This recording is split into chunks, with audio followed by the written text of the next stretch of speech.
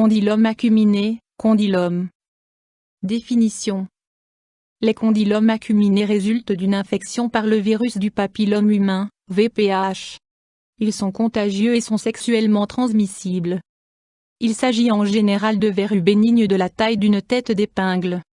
Elles apparaissent sur les parties génitales et ont tendance à se regrouper en prenant un aspect de chou-fleur. Cause.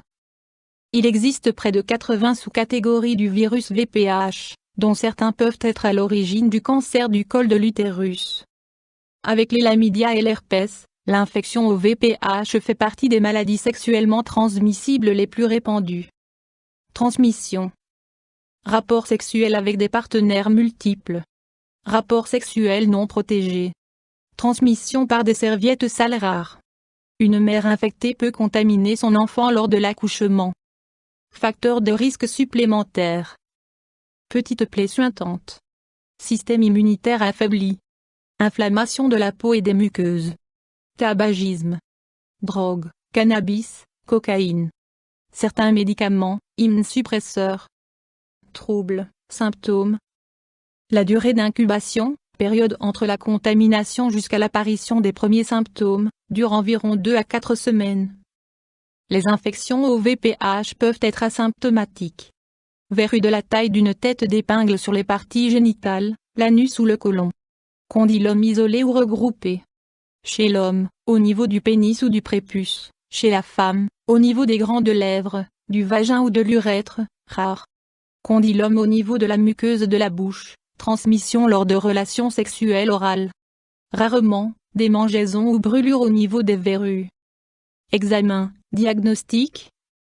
Anamnèse avec prise en compte des symptômes, interrogation sur le comportement sexuel.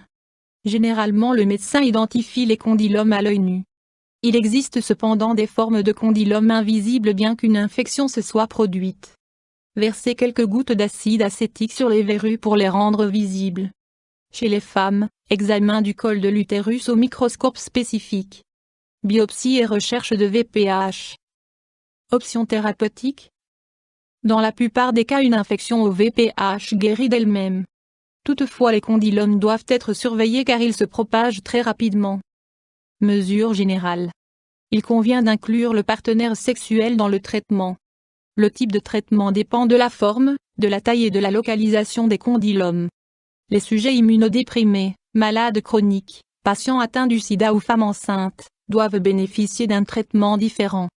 Généralement il convient d'instaurer un traitement combinant plusieurs méthodes. Médicaments.